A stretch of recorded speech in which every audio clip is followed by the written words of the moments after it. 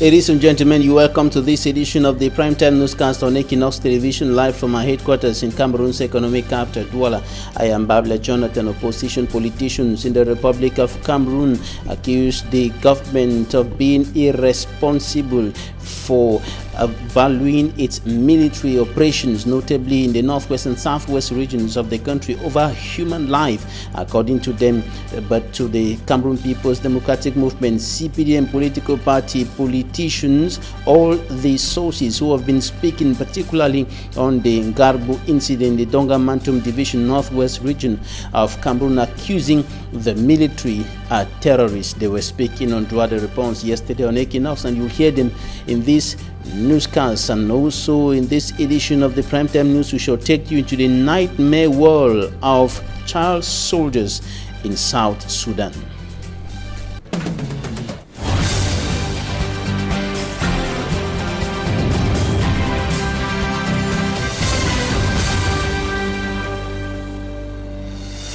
Thanks, dear viewers, for joining us in this edition of the news. I am Babla Jonathan.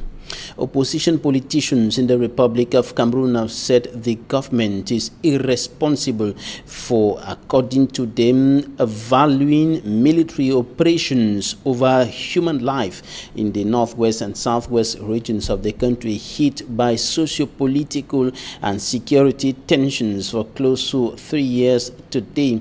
And they were speaking on the weekly Droit de Réponse program on Equinoxe Television over the weekend, and opposition politicians accusing the government of being irresponsible, while those of the ruling Cameroon People's Movement political party, CPDM, are saying that all the sources who have been speaking on the Ngarbu massacre in the Donga Mantum Division northwest region of Cameroon, accusing the military terrorists. Equinoxe has more.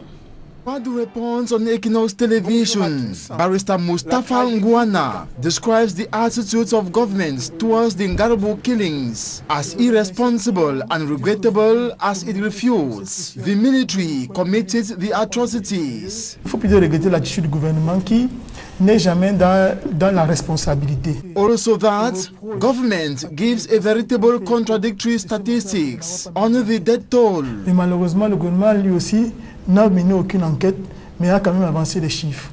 Parce que je crois qu'une commission d'enquête vient d'être mise sur pied il y a juste quelques jours. CPDM communicator Jean-Baptiste Atemenge says heads of military operations have obligation to file reports on their operations to their superiors before government can institute its commission of inquiry, like the Ngarbu case. Ce n'est pas le colonel qui commandait les troupes qui fait ce rapport, mais lui a déjà fait son rapport. Donc l'État a sa part d'éléments. To Barrister Mustafa, the regime is risking the states of the country in the face of international organizations through its irresponsible activities and repression than embracing peaceful measures advanced. A conduit à une certaine partition de notre pays, ce que nous ne souhaitons pas. L'État doit pouvoir à certains moments reconnaître qu'il y a des dégâts collatéraux. According to the CPDM, Ilaria Allegrosis of Human Rights Watch is in contact with a terrorist identified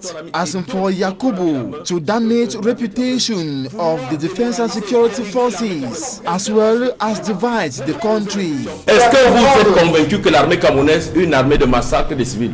That no Cameroonian soldier can go as far as killing civilians and violating human rights in Cameroon. L'exploitation politique de ces mensonges, ça saute à l'œil nu. Et je crois que les Camerounais doivent faire attention. He stresses everything that happened in Ngarbu, shown in videos and pictures, has been cooked up and edited as audio conversations and text messages were traced between the Human Rights Watch researcher and the terrorists. C'est plus qu'un montage, c'est un complot. Et je pense que les Camerounais doivent faire attention face à ce type de complot. Jean-Baptiste, the CPDM penalist, goes further to accuse all sources of the Ngarbu killings to be terrorists. Ce rapport a pour unique source un terroriste. Sur ce blackout que l'État du Cameroun a voulu créer sur ce qui se passe. I heard him say the lone source of the Ngarbu Human Rights Watch report is a terrorist. De ce rapport sur Ngarbu, c'est un terroriste Des terroristes, même pas un seul, des terroristes. Does it mean the Bishop of Kumbo is also a terrorist? Au moins, parlons de l'église catholique. Si l'église veut garder sa clientèle, qu'elle la garde. Et si elle a peur de terroristes, qu'elle ait peur et que vous arrêtez d'abord. CRM penalist Barrister Roland Jehu tells the CPGM communicator the regime he bows to only makes comedy by trying to cover up facts well known by Cameroonians. qu'il y a un complot contre le Cameroun simplement parce que de manière factuelle. He adds, such a government values its operations than lives of its citizens. To him still, this is shameful and irresponsible, thus needs to learn from other nations. Qui a le souci du citoyen devait s'arrêter ne serait-ce qu'une seconde, le temps d'un instant, pour rendre hommage à ses compatriotes. The Social Democratic Front, for instance, remains adamant a 10-state federation will resolve the crisis that would have been avoided when the symptoms started showing, but neglected by the ruling regime, believing in its failed system. La centralisation du pouvoir qui est aujourd'hui la règle au Cameroun a montré ses limites. And the mothers of that nation have stood up to say enough is enough. The killings and destruction of properties in the northwest and southwest regions of Cameroon must come to an end.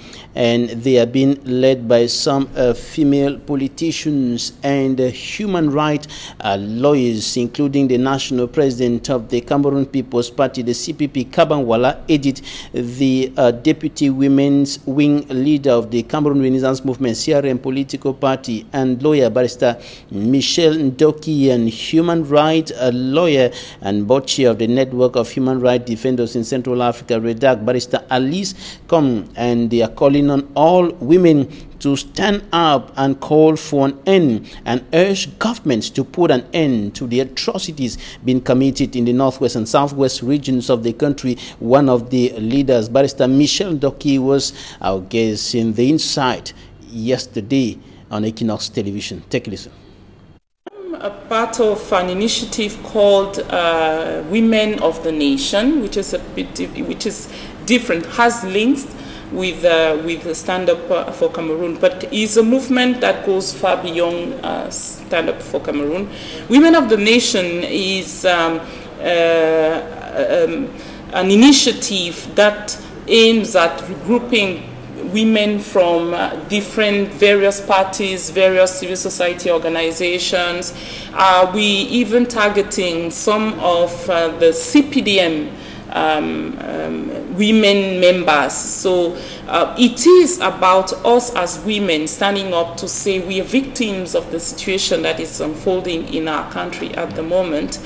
People are talking, politicians are talking about the destiny of this country, and we are the victims. I, as a person, had to leave my my house, my home in Limbe, and I'm now living in Douala, sometimes with my parents, sometimes in Yaoundé with my stepmother. Some of my children are in Yaoundé, some are in Douala, and this is because of the situation. And my situation is even a good one. We will talk about the thousands, hundreds of thousands of women, children, men that are being affected by the current situation. And the current situation is down to the decision of some politicians. So this initiative, Women's Mothers of the Nation, it is about saying to the other victims that, hey, we are not obliged to continue to sit down and watch while our lives are being destroyed. And take action. We have to take action, and we have to voice our opinion about the way this crisis, this very moment in the history of our country, is being managed. I think this is what it is about. What kind of action, for example, is... So we have started actually by calling all the women to reject the official International Day's gown or material that is being sold for the 8th of March, to reject the idea, yes, to reject the idea of wearing this gown, because this gown is regarded as the symbol of the celebration of the women's status in our society on the 8th of March each year. And we think that there's nothing to celebrate. We instead should be mourning.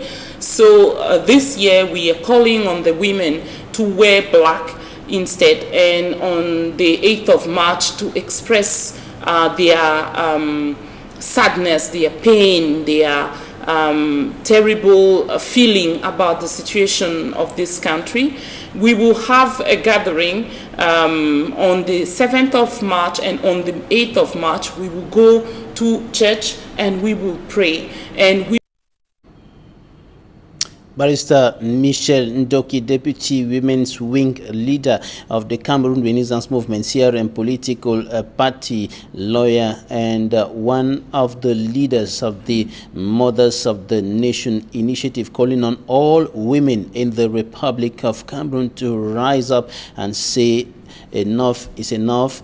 An end must be put to the atrocities being committed in the northwest and southwest regions of the country, urging women to make the 8th of March 2020, the International Women's Day, Black Day, to express their disappointment, anger, and pains over what is going on and over what their fellow women are suffering in those two regions and across the country. And the report coming up next, we're going to talk about the violation of the rights of women in conflict situations and in non-conflict situations. And some female activists from Central African countries have met here in the economic capital, Douala, to discuss this issue, to discuss solutions and strategies to put an end to the violation of the rights of women, not only in Cameroon, but across the African continent and the rest of the world. Immaculate Fogge has more. Some observers attribute the absence of a great number of women from the decision-making process to two major factors. While some persons see them as backbenchers, good to be seen and not to be heard, others regard them as subordinates in power and development, even within their families, which consequently culminates in their low representation in national governance institutions.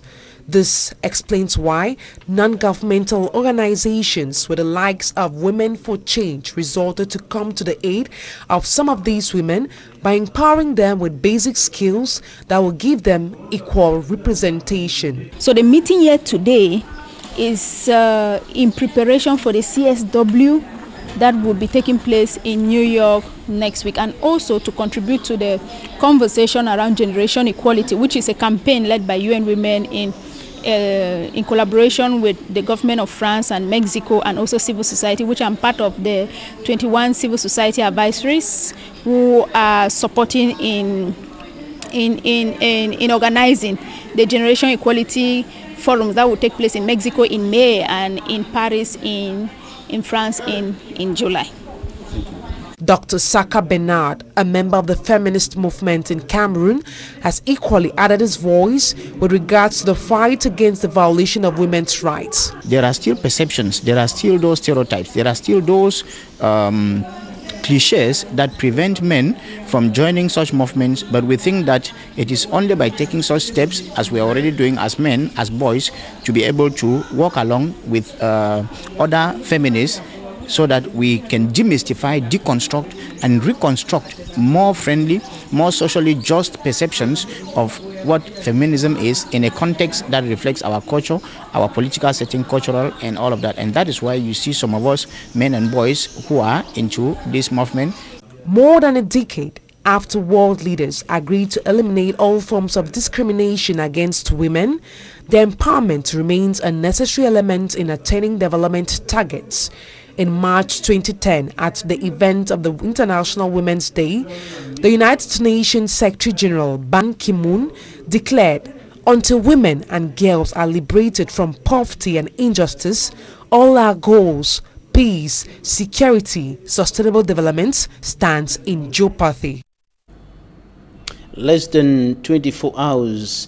In less than 24 hours, the city mayor of Cameroon's economic capital, Douala, will be known. 3 candidates are in the race to that position of responsibility. First, Douala 1 Mayor Jean-Jacques Lengue Malapa is one of the candidates. After 2 mandates, he was recently re-elected as mayor of the Douala 1 subdivision, and a former board chair of the defunct Sonel electricity production company, Dr. Roger Mbassadine, is another candidate also going in for the position of city mayor of the town of Douala, and another candidate to the same position of responsibility is Jeremy Solé, and he is a biologist, former Littoral Regional Delegate of Public Health and Director of the Lakentini Hospital. All of them are promising to improve on the living conditions of Douala city dwellers and the competitive and attractive capacity of the country's economic capital, Douala. The election will be taking place tomorrow. Now to the University of Buea in the southwest region of the country. The institution is stepping up the standards, the teaching and learning standards in that part of the country, and a video conference center has been established in that higher institution of learning. Derijato reports. The University of Buea inaugurates its first teleconference and training unit. Organizing training, face-to-face training, was quite costly. So there was need. So this virtual conference is a wonderful facility with several facets of use. This can be used for distant learning. A lecturer from University of Buea might travel for a conference without missing his lecture. Dr. Denise Zofo, Afrohan Country Manager, says this step is a global network to enhance teaching, training and research, especially in health-related issues. So Cameroon joined this network, that was in 2015. It is a network of universities because they are come to understand that the best way to approach, the best way to address key challenging public health issues is by joint effort. Mounted here on the campus of the University of Buea Faculty of Health Sciences to Professor Gregory Hale Ekane, the project focal person, this teleconference and training unit will take the University of Buea to the global stage. So this platform now will permit us to link with other universities, not even other universities but the community at large, to make sure that the information or whatever is done in the university is carried over worldwide. While officiating the ceremony, Professor Ngomo Horace Manga, the Vice Chancellor of the University of Buea, saluted the dynamism of his collaborators and the university partners for realizing what he called the dream of the Faculty of Health Sciences to advance learning on and off campus. So I want to thank you very much for taking your time, your precious time, to get involved and to ensure that the faculty moves in the direction all of us wish it to move. Currently, the University of Buea is working on another project in the same direction, and it is expected to last for 5 years. Out of Cameroon, one of the 2 men declared president in Guinea-Bissau has resigned after just 1 full day in office. Cipriano Kasama says his life was in danger. He was chosen by lawmakers as president following disputed elections in December last year. He was chosen to lead the country despite the fact that former Army General Umaru Sissoko Embalo had already been sworn in as president at a hotel in the capital, Bissau, and the former West African Portuguese colony has had 9 coups or attempted coups since 1980, and December's election was intended to draw a line under the past, but it has rather triggered a new political crisis in the nation where the military exerts huge political influence.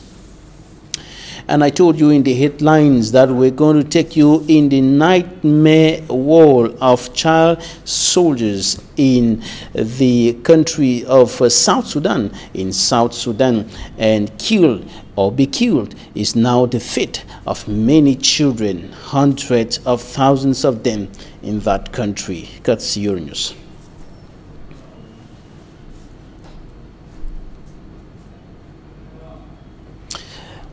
I was indicating earlier that the children in South Sudan are now caught in between killing or being killed. And in the report coming up next week, taking you into the nightmare world of child soldiers in that country. Euronews.